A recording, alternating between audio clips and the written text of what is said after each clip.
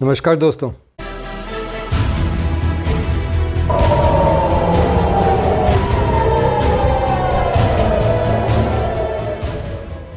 ये आग के गोले देखिए, ऐसा लग रहा है रात के अंधेरे में आसमान से सैकड़ों धधकते शोलों की बारिश हो रही हो।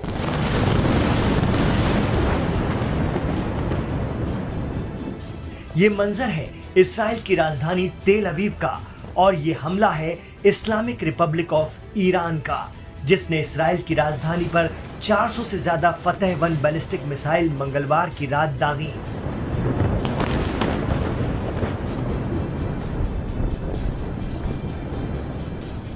ये तमाम वीडियो ईरान की सरकारी न्यूज एजेंसी इरना ने खुद जारी किए हैं, इस दावे और चैलेंज के साथ कि कहां है दुनिया का सबसे एडवांस एयर डिफेंस सिस्टम, कहां है इस्राइल का आयरन डोम।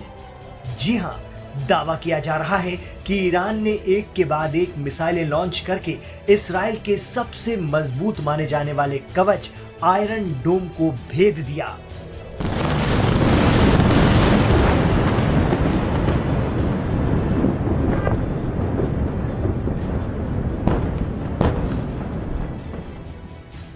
यही वजह रही कि आग उगलती ईरानी मिसाइलें इस्राइल की राजधानी तेल अवीव के सेंट्रल इलाकों से लेकर रिहायशी बस्तियों में पहुंच गईं।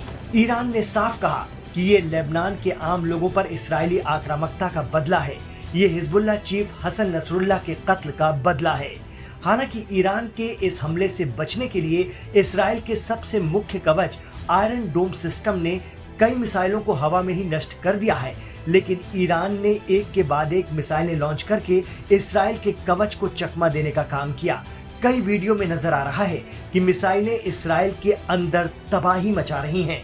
वहीं इस्राइल डिफेंस फोर्स IDF ने खुद एक्स पर वीडियो शेयर कर इस बात की तस्दीक की है कि प्राचीन शहर यरूशलेम पर भी ईरान ने मिसाइलें दागी। IDF का कहना था कि यहूदियों, ईसाइयों और इस्लाम के इस पवित्र और प्राचीन शहर पर भी ईरान का कहर बरपा है।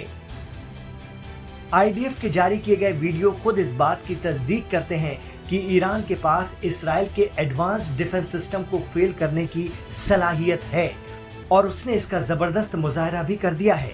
फिलहाल IDF का बयान है कि ईरान के इस खतरनाक हमले का हम जबरदस्त जवाब देंगे और हम इसके लिए पूरी प्लानिंग से तैयार हैं।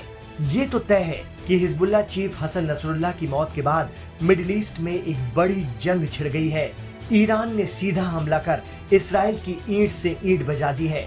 इतना ही नहीं, ईरानी मीडिया ने यह भी दावा किया है कि इस्राइल की खुफिया एजेंसी मोसाद के मुख्यालय पर भी हमला किया गया है। ईरान ने यह दावा किया है कि उसकी बैलिस्टिक मिसाइलों ने नेटजारिम कॉरिडोर पर इस्राएली टैंकों को भी निशाना बनाया है। इसमें ईरान ने इस्राएल के 20 F-35 लड़ाकू विमानों को भी मार गिराया है। ईरानी हमलों से राजधानी तेल अवीव और इस्राएल के दूसरे शहरों में कितनी तबाही हुई है, इस पर इस्राएल फिलहाल खामोश है, लेकिन वीडियो बता रहे हैं कि आयरन डोम को धता बताकर ईरान ने इस्राएल को बहुत तगड़ा झटका दिया है। कल रात को करीब इज़राइल के 9 बजे ईरान ने अचानक इज़राइल के ऊपर 200 के करीब बैलिस्टिक सुपरसोनिक मिसाइल दाग दी। ऐसा जो समाचार मिल रहे हैं उसमें ऐसा कहा जा रहा है कि इज़राइल को इससे ज़्यादा बहुत बड़ा नुकसान नहीं हुआ, क्योंकि इसकी वजह यह है कि इज़राइल के शाम के 5 बजे अमेरिका की खुफिया एजेंसी ने इज़राइल को ये शेयर कर दी थी अपनी जानकारी, इन्फॉर्मेशन, कि ईरान आज रात इज़राइल के ऊपर अल्ट्रा सुपरसोनिक मिसाइलों से हमला करने वाला है। इसको देखते हुए इज़राइल ने अपनी तैयारी पूरी कर ली और अपने सभी नागरिकों को बंकर्स में जाने के लिए आदेश दे दिए और पूरा के पूरे शहर इज़राइल के घरों के नीचे जो बंकर बने होते हैं हमलों से बचने के लिए वहाँ पर शिफ्ट हो गए।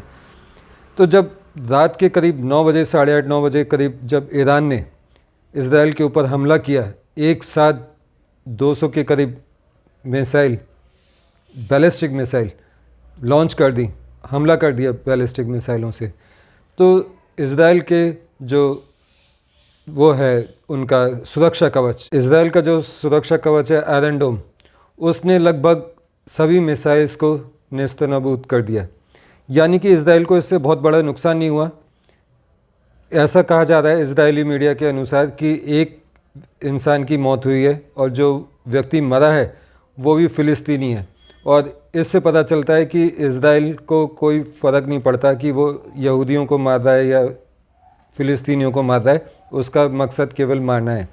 जबकि ईरान का ऐसा कहना है कि उसने जो ये अटैक किया है ये सिविलियंस को देखते हुए, सुरक्षा को देखते हुए किया है, और उसका सारा अटैक का फोकस जो इजराइल की वो सुरक्षा एजेंसी है मोसाद, उसके हेडक्वार्टर पे किया है, और जो यरूशलेम वगैरह में या बाकी जगह जो एयरबेस हैं, ख़ास तौर से F-35 जहाँ पर अमेरिका के खड़े होते हैं उनके ऊपर किया है, उनको ख़त्म करने के लिए। और लेकिन इजराइल का ऐसा अभी तक कोई रिपोर्ट नहीं आई है कि कुल मिला के कितना नुकसान हुआ है, एयरबेस को नुकसान हुआ है या नहीं। अभी तक केवल एक व्यक्ति की मौत की पुष्टि हुई है। इससे पहले परसों 1-2 दिन पहले भारत के प्रधानमंत्री ने नेतान्याहू से, बेंजामिन से बात की थी, इजराइल के प्राइम मिनिस्टर से, और सुरक्षा हालातों पर चर्चा हुई दोनों के बीच में। और इंडिया ने इजराइल का सपोर्ट किया है इस किसी भी आतंकवादी घटना के विरुद्ध जो भी कदम उठाए जा रहे हैं। अच्छा, जो ये ईरान ने किया है इसमें ना, ईरान का बहुत बच्चे खेलते हैं ना बचपन में, तो वो क्या करते हैं कि अपनी चांस ले लेते हैं और उसके बाद कह देते हैं भाई अब हम नहीं खेल रहे, अब गेम ख़त्म, गेम ओवर। तो इसी तरीके से कुछ महीने पहले जब ईरान ने इजराइल के ऊपर एक साथ बहुत सारे ड्रोन से हमला किया था, उसके बाद ईरान का स्टेटमेंट आया था कि ये आपने जो हमास के लीडर को मारा है उसका बदले में हमने ये किया है, अब लड़ाई ओवर, अब आप ना हम आपके ऊपर कुछ कर रहे हैं ना आप हमारे ऊपर कुछ करना।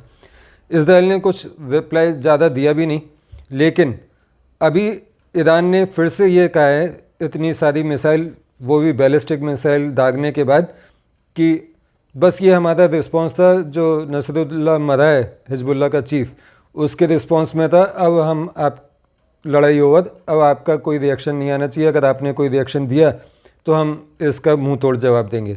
जबकि इजराइल के प्रधानमंत्री बेंजामिन ने साफ शब्दों में कहा है कि ये एक देश का दूसरे देश पर डायरेक्ट हमला है और इसका बदला बिल्कुल लिया जाएगा, और हमने तो पहले से ही इसकी पूरी प्लानिंग की हुई थी।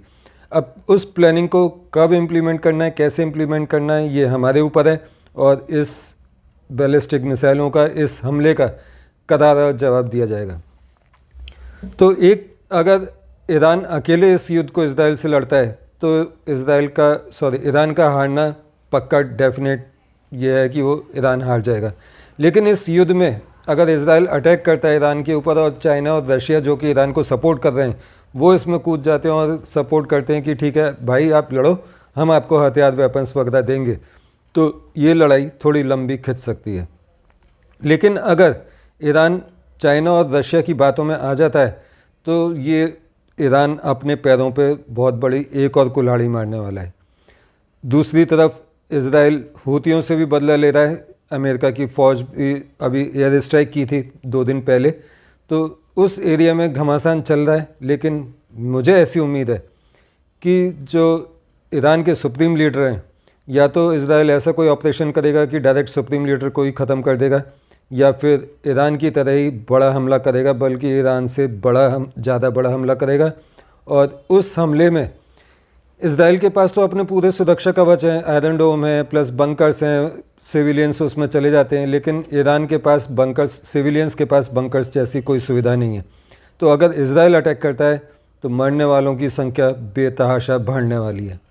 तो ईरान को इन सब चीज़ों को सोचना चाहिए था अटैक करने से पहले, लेकिन जब उसने ओखली में सिर दे ही दिया है तो अब मूसल पड़ना तय है।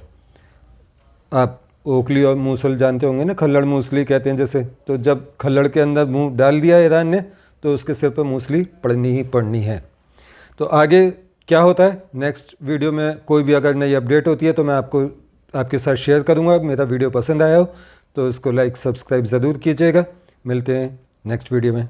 नमस्कार, जय हिंद।